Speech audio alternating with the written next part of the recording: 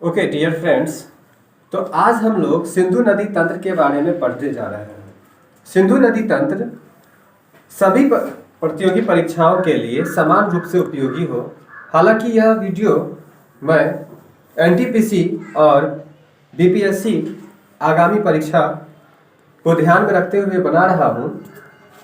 ऐसे एक भारतवासी के रूप में भी हमें जानना चाहिए, क्योंकि सिंधु नदी तंत्र को लेकर सिंधु, झेलम, चिनाब, रावी, व्यास, सतलज, इस नदी को लेकर भारत और पाकिस्तान के बीच विवाद रहा है। इसके लिए 1960 में सिंधु नदी जल समझौता भी हुआ था विश्व बैंक की मदद से।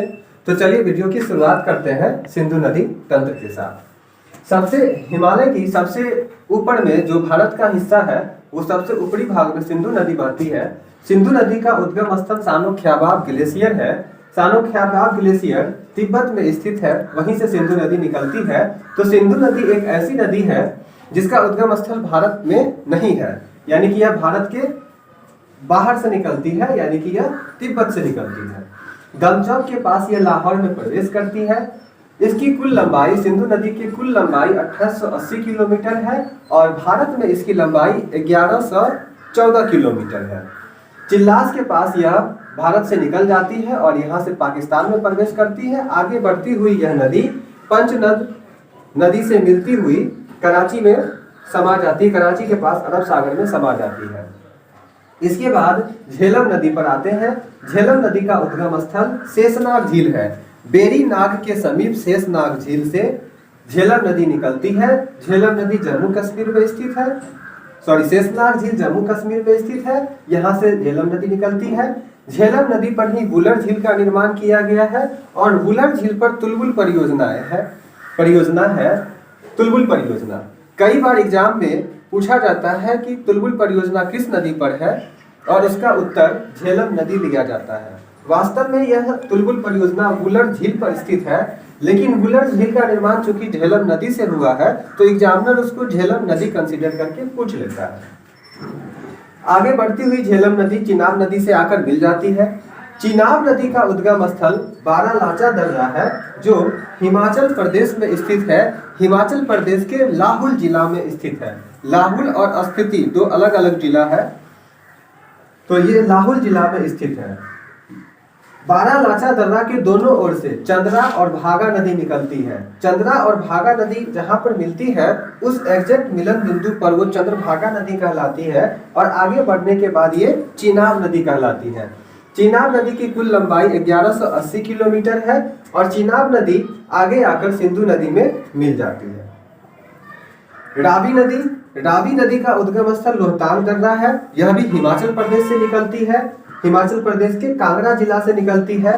तो यहाँ पे एक बात काफी इंपोर्टेंट यह हो जाती है कि इन 6 नदियों में से 4 नदियों का उद्गम स्थल भारत है, जबकि 2 नदियों सिंधु नदी और सतलज नदी का उद्गम स्थल भारत नहीं है, बल्कि वह तिब्बत है, अर्थात चीन है। चीन, चूंकि तिब्बत पर चीन का कब्जा है, इसलिए वो चीन या तिब्बत दोनों का भाग माना जाता है। रावी नदी का उद्गम स्थल रोहतांग दर्रा है और रावी नदी 725 किलोमीटर की दूरी तय करते हुई चिनाब नदी में मिल जाती है। तो यह भी यहाँ पे देखने की बात है कि चिनाब नदी में झेलम नदी आकर मिलती है, रावी नदी आकर मिलती है और सतलज नदी आकर मिलती है। तो चिनाब नदी की 4 सहायक नदियां हैं, 4 नदियां उसमें जाकर मिलती है, झेलम, रावी और सतलज। एक बात मैं आपको यहाँ पर क्लियर कर दूं कि अभी हम लोग सिर्फ 6 नदी को पढ़ रहे हैं, सिंधु, झेलम, चिनाब, रावी, व्यास, सतलज। इसका क्रम उत्तर से दक्षिण यही है, सिंधु, झेलम, चिनाब, रावी, व्यास और सतलज। इसके बाद पार्ट 2 वीडियो लाएंगे, जिसमें हम इन नदियों की सहायक नदियों को देखेंगे। अभी हम सिर्फ इस मुख्य नदियों को देख रहे हैं, इसके बाद हम लोग इन नदियों की सहायक नदियों को देखेंगे। चलिए आगे बढ़ते हैं। व्यास नदी का उद्गम स्थल व्यास कुंड होता है। व्यास कुंड हिमाचल प्रदेश में स्थित है। यहाँ से ये नदी निकलती है और 470 किलोमीटर मात्र दूरी तय करती हुई व्यास नदी सतलज नदी में मिल जाती है। सतलज नदी का उद्गम स्थल राकसताल है, तिब्बत में है। इस बात को पहले हम बता चुके हैं कि सिंधु नदी और सतलज नदी का उद्गम स्थल भारत नहीं है, बल्कि ये नदियां भारत के बाहर से निकलती है और भारत से होते हुए पाकिस्तान पहुंचती है और ये आपस में मिलने के बाद बाकी सभी नदियां यानी कि झेलम, रावी और सतलज नदियां चिनाब में मिलने के बाद यहाँ आगे आकर पंजनद का निर्माण करती है। हम जब मैप पर मानचित्र पर देखते हैं तो यहाँ PANJNAD पंजनद लिखा रहता है, लेकिन ये 5 नदियों का मिलन बिंदु है, तो हिंदी में इसे पंचनद कहते हैं। 45 किलोमीटर की दूरी तय करने के बाद झेलम, चिनाब, रावी, व्यास और सतलज नदी पंजनद का निर्माण करने के बाद मिठानकोट के पास सिंधु नदी से मिलती है और ये संयुक्त धारा अरब सागर में आकर मिल जाती है। ये सतलज नदी पर ही हरिके बैराज बनाया गया है। ये प्रश्न काफी बार पूछा गया है कि इंदिरा गांधी नहर का जल स्रोत कौन सा है। तो इंदिरा गांधी नहर को हरिके बैराज से पानी प्राप्त होता है। इंदिरा गांधी नहर को हरिके बैराज से पानी मिलती है। और हम जानते हैं कि सिंधु नदी समझौता 1960 ईस्वी में विश्व बैंक के मदद से हुई। इस सिंधु नदी समझौता में 1960 ईस्वी में हुई थी। इस सिंधु नदी समझौता में जो ऊपर की 3 नदियां हैं अर्थात सिंधु, झेलम और चिनाब, सिंधु, झेलम और चिनाब, इन नदियों को पूर्वी नदी माना गया। ध्यान से सुनिएगा इन बातों को। इन नदियों को पूर्वी नदी माना गया और इस नदी का 80% जल पाकिस्तान उपयोग में लाता है। सिंधु, झेलम और चिनाब को पूर्वी नदी कहते हैं और इस नदी का 80% जल पाकिस्तान अपने उपयोग में लाता है और मात्र 20% जल भारत अपने उपयोग में लाता है। लेकिन रावी, व्यास और सतलज, इन तीनों नदियों को पश्चिमी नदी कहा गया।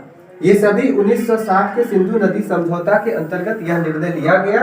और यहाँ पे मुख्य बात यह भी ध्यान में रखने वाली बात है कि सिंधु नदी समझौता में विश्व बैंक ने भागीदारी निभाई थी। विश्व बैंक ने मध्यस्थता किया था। तो ये पश्चिमी भाग पश्चिमी नदियां कहलाती हैं, रावी, व्यास और सतलज पश्चिमी नदियां कहलाती हैं। इन नदियों का 80% भाग भारत यूज करता है, यानी कि इन नदियों के जल का 80% भाग, इन नदियों का 80% जल भारत यूज करता है और 20% जल पाकिस्तान करता है। ओके डियर फ्रेंड्स, तो आज इस वीडियो में हम लोग सिंधु नदी तंत्र की जो मेन नदियां हैं, जो मुख्य 6 नदियां हैं, इसके बारे में हम लोग जान लिए हैं। अगले वीडियो में हम इन सभी नदियों की सहायक नदियों के बारे में देख लेंगे। धन्यवाद।